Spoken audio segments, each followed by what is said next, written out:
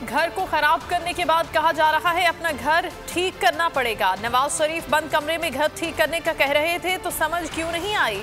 मुस्लिम League नून की नायब सदर मरियम नवाज का लाहौर में यूथ कन्वेंशन से खिताब।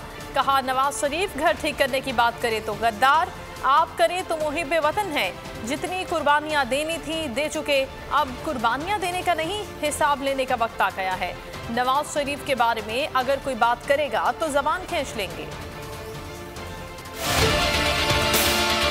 आज इन्होंने नवाज शरीफ के अल्फाज भी तब्दील करने की कोशिश नहीं की। उन्हीं अल्फाज में कह रहे हैं कि पहले हमें अपना घर ठीक करना पड़ेगा, लेकिन घर को खराब करने के बाद कह रहे हैं आज हमें अपना घर ठीक करना पड़ेगा। जब नवाज शरीफ आपको ये बात बंद दरवाजों में बंद कमरे में कह रहा था तो ये आपको बात क्यों समझ नहीं आ रही थी? नवाज शरीफ अगर अवाम का वजीर आजम, अवाम का नुमाइंदा ये बात करे तो वो गद्दार, और आप ये बात करें तो आप मुहिब्बे वतन। वाह, अल्लाह ताला की जात का शुक्र करते हैं कि ये अल्फाज तो जनरल बाजवा के मुंह से निकले हैं, लेकिन इसमें सुर्खरू कौन हुआ? अब नैब ने ये इल्जाम लगाया है कि मोहतरमा मरियम नवाज शरीफ इदारों के खिलाफ बयानबाजी कर रही है। पाकिस्तान के अवाम और यूथ विंग के नौजवान ये पूछना चाहते हैं कि नैब को बयानात जांचने का ठेका किसने दिया है? नैब जो अब बयानात का चौकीदार बन के बैठा है, मैं उसको ये बता देना चाहती हूँ कि मरियम नवाज शरीफ की बेटी है। अल्लाह ताला के फजल करम से कैद से डरती नहीं है। डेथ सेल के अंदर रह के आई अकेली।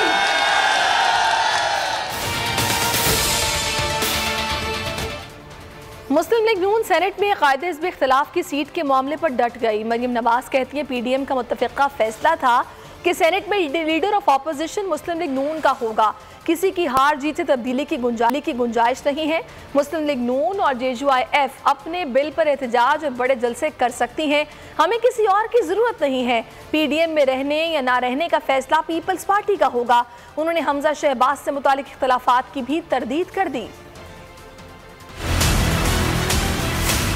मुत्तफ़िका PDM का फैसला था जो कि शाहिद खाकान अब्बासी साहब के घर पे तमाम जमातों की भरपूर नुमाइंदगी के साथ हुआ था, जिस पे PDM की मोहर लगी हुई है और उसमें पूरा कंसेंसस था कि सेनेट चेयरमैन के लिए सब जमातें जो हैं PDM में जो शामिल हैं वो यूसुफ रज़ा गिलानी साहब को सपोर्ट करेंगी, वोट भी देंगी, और उसके लिए जो डेप्यूटी चेयरमैन हैं उसके लिए JUIF के जो उम्मीदवार थे हैदरी साहब, उनको भी सपोर्ट करेंगी, और लीडर ऑफ द अपोजिशन जो है वो मुस्लिम लीग नून का होगा। इसी फैसले पर सब जमातें जो हैं वो खड़ी रहेंगी। मेरा ज़ाती ख्याल है, मौलाना साहब से ये बात अभी हुई है, मौलाना साहब भी असूली बात को सपोर्ट करते हैं, बाकी जमातें भी, और अगर कोई इसमें समझता है कि उनके लिए गुंजाइश निकल सकती है तो मेरा ख्याल है कि उनको भी मनाया जा सकता है कि असूली फैसला हो चुका है, इसको दोबारा खोलने की अब ज़रूरत नहीं है। हमजा शहबाज साहब से जो इख्तिलाफात की खबरें 1-2 दिन से चल रही हैं बहुत शर्मनाक हैं, और मैं ये कहती हूँ कि लानतुल्लाहि अलल काज़िबीन, अल्लाह ताला की लानत हो झूठों के ऊपर।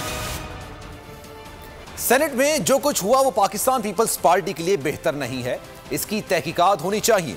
लीगी रहनुमा राना सनाउल्लाह की गुफ्तगू। कहा सेनेट में गलत वोट डालना गलती थी या साजिश, पीपल्स पार्टी तहकीकात कराए। आसिफ अली जरदारी की मीटिंग की खबर जिसने दी उसने PDM और पीपल्स पार्टी दोनों को नुकसान पहुंचाया। लॉन्ग मार्च मुलतवी हुआ है और अपोजिशन को झटका लगा है, इसका जिम्मेदार किसको समझते हैं? इसका जिम्मेदार वो है जिसने जरदारी साहब की एक क्लोज डोर मीटिंग, सरबराही मीटिंग में जिसने उनकी तकरीर मीडिया के साथ शेयर की और वहाँ पे जो है वो रेड स्टिकर चलना शुरू हो गया, वो बंदा जो है वो जिम्मेदार है। और हमारा ये मुतालबा भी है पीपल्स पार्टी से कि वो इन लोगों को, जिसने उस दिन ये काम किया, उसने न सिर्फ PDM को बल्कि पीपल्स पार्टी को भी नुकसान पहुंचाया। मैं समझता हूं कि ये कोई पीपल्स पार्टी के हक में बेहतर नहीं हुआ। उन लोगों को और उस टीम को, जो टीम गाइड कर रही थी सेनेटर्स को वोटिंग के लिए, और उन्होंने कहा कि जी नाम के ऊपर भी मोहर लगा दें, मैं समझता हूं कि इसके ऊपर इंक्वायरी होनी चाहिए कि ये गलती है या साजिश है। मरियम नवाज की नैब में तलबी के मौके पर PDM कारकुन उनके साथ जाएंगे। मौलाना फजलुर रहमान का ऐलान। कहा मरियम नवाज की तलबी ने नैब को बेनकाब कर दिया। क्या नैब इदारों की खिदमत और तर्जुमानी के लिए बना है? पीडीएम मुत्तहिद है, हमें मिलकर सफर करना है। पीपल्स पार्टी इत्तेहाद में शामिल 9 जमातों की राय का एहतराम करे। विफाकी इक़दामात मुल्क की दिफा के लिए खतरा बन गए। हम पाकिस्तान की आज़ादी और खुद मुख्तारी के साथ खड़े हैं। 26 मार्च को मोहतरमा मरियम नवाज शरीफ साहिबा को नेब में तलब किया गया है। इसका माना यह है कि वो करप्शन को ख़त्म करने के लिए नहीं बना है इदारा, बल्कि इदारों की खिदमत करने के लिए बना है, उसकी तर्जुमानी के लिए बना है। 26 मार्च को जब मरियम नवाज साहिबा पेश होंगी तो पीडीएम के तमाम पार्टियों के कारकुन मौजूद होंगे, हमारी अपनी पार्टी के कारकुन मौजूद होंगे। हज़ारों से नहीं लाखों तक इंशाअल्लाह अज़ीज़ कारकुन उसमें आएंगे और पीडीएम की क़ियादत भी हमने मिलकर सफ़र करना है। ये बात अपनी जगह पर है कि अब पीडीएम की 9 जमातें जो एक सोच रखती हैं, हम यही पीपल्स पार्टी से कहेंगे कि वो 9 जमातों की राय का एहतराम करें। ताहम पीपल्स पार्टी के CAC के फैसलों का भी इंतजार किया जाएगा। पीपल्स पार्टी के दलाइल पर मजीद हम गौर करने के लिए भी तैयार होंगे। पीडीएम माजी का हिस्सा बन चुकी मौलाना फजलुर रहमान ने खुद मान लिया कि हुकूमत गिराना उनकी हदफ नहीं है। सेनेटर शिबली फराज का अपोजिशन पर वार, कहा बदकिस्मती से मुल्क की अपोजिशन बच्चों के हाथ में है, वो अपने वालिदैन का दिफा कर रहे हैं। मरियम की अना जिद पर मबनी सियासत ने नून लीग को नुकसान पहुंचाया। मरियम नवाज की पेशी पर पीडीएम कारकुनान को साथ भेजने का ऐलान गैर जिम्मेदाराना है। मुखालिफिन दौलत बचाना चाहते हैं तो प्ली बार्गेन कर लें। बदकिस्मती यही है कि इस मुल्क की जो अपोजिशन है वो अब बच्चों के हाथ में है और वो सिर्फ अपने वालिदैन के दफा कर रहे हैं। मरियम नवाज की जो सियासत है वो इना और जिद पे है, और ये 2 चीज़ें हैं जो कि सियासत में आपकी सबसे बड़ी दुश्मन होती हैं। बाकी पार्टीज ने देख लिया, अवाम ने देख लिया कि वो एक जिद्दी बच्चे की तरह कि मेरी बात माई वे और हाई वे। देखें, ये तो पहले ही हमने कहा था कि ये जो पीडीएम है जिसका कि अभी वो खाक के ढेर में शोला है न चिंगारी है, वो तो अब एक माजी का किस्सा बन चुके हैं और हमें इससे कोई गर्ज नहीं है कि वो क्या करते हैं, लॉन्ग मार्च करते हैं नहीं करते।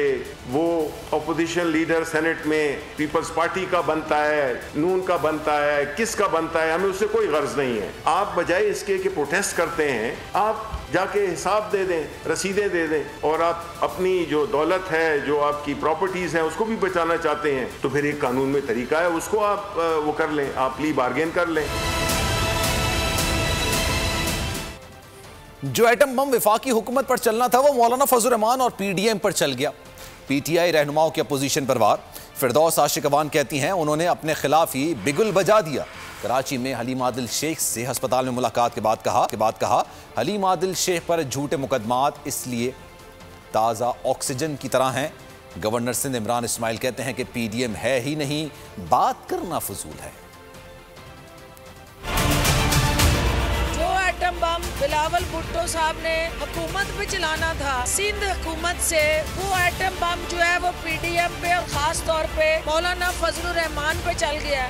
जरदारी साहब और उनके दरबारी और फिर नून लीग के हवारी, इन सब ने मिल के इमरान खान को घर भेजने के लिए बगलें बजाई थी कि इमरान खान तो घर नहीं गए, लेकिन वो बगलें बजाते बजाते इन्होंने खुद अपने खिलाफ बगल बजा दिया।